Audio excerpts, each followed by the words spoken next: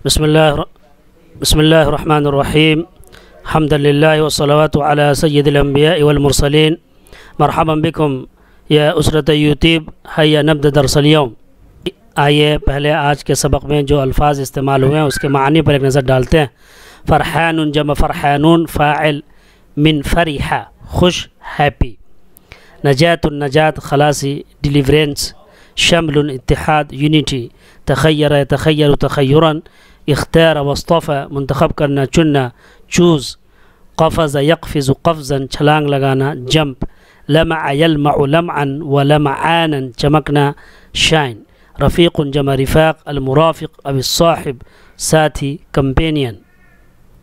لاح یلوح لوحا بدا واضاء وطلع ظاہر ہونا روشنی کرنا اپیئر.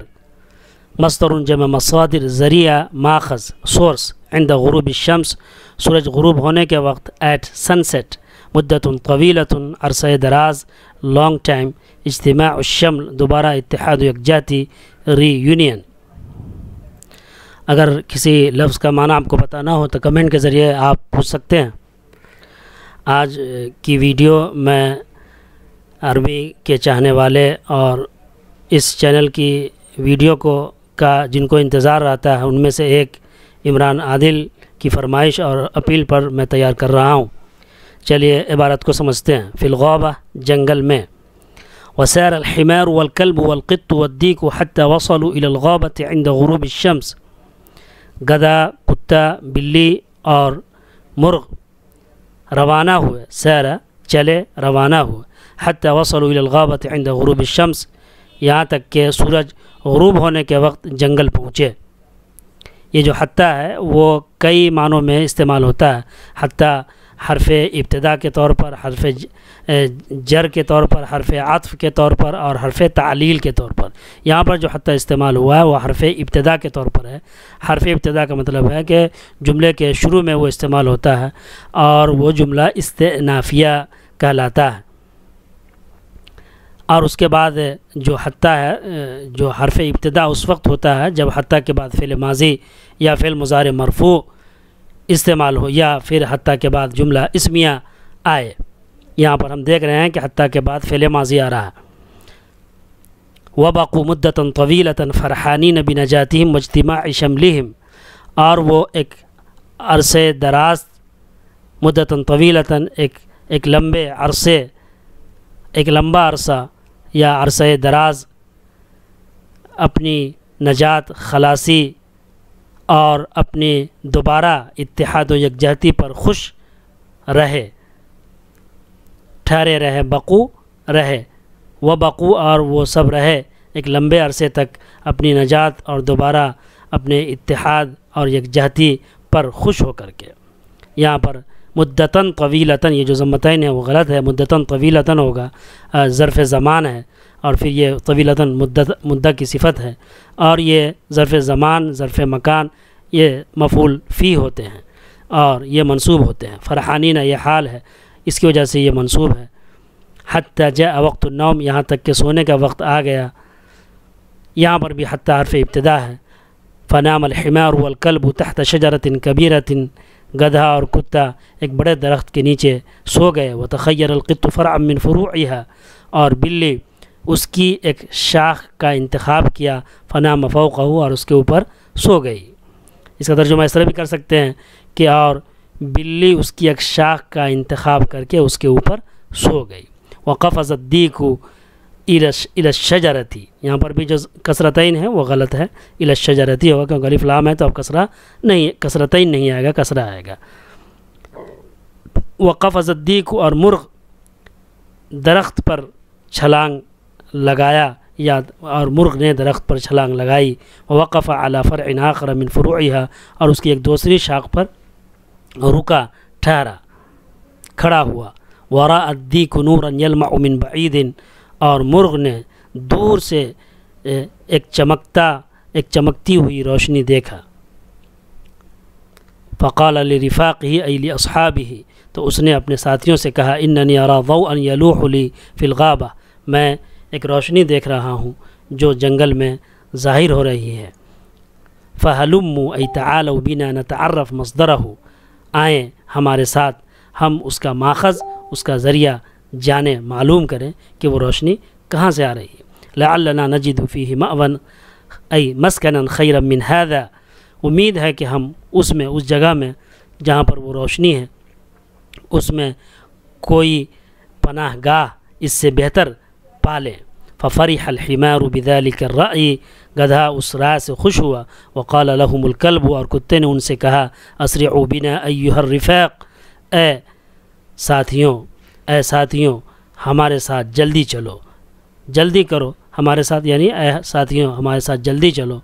لعلی اظفر فی ذلکم المکان بقطعۃ من اللحم، امید ہے کہ میں تمہارے اس مکان میں گوشت کا ایک ٹکڑا یا کوئی ٹکڑا یا ہڈی کا کوئی ٹکڑا پانے میں کامیاب ہو جاؤں، پالوں، آکلھا جسے میں کھاؤں گا، فإنی جائع جدا، میں بہت بھوکا ہوں۔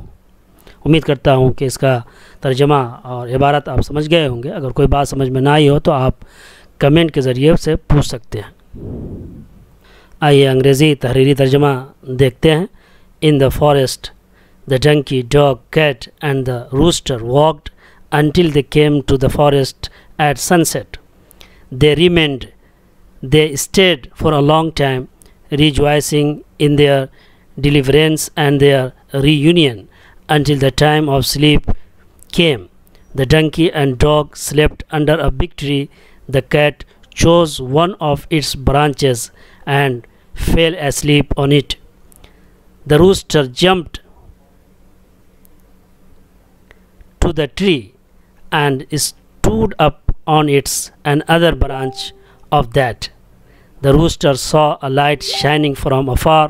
He said to his companions, I see a light waving, appearing to me in the woods. Let us know its source. We may find shelter in it better than this. Rejoiced us at that opinion. The dog told them, hurry up, our friends. I might win in that place a piece of meat or bone. I'll eat it. I am very hungry.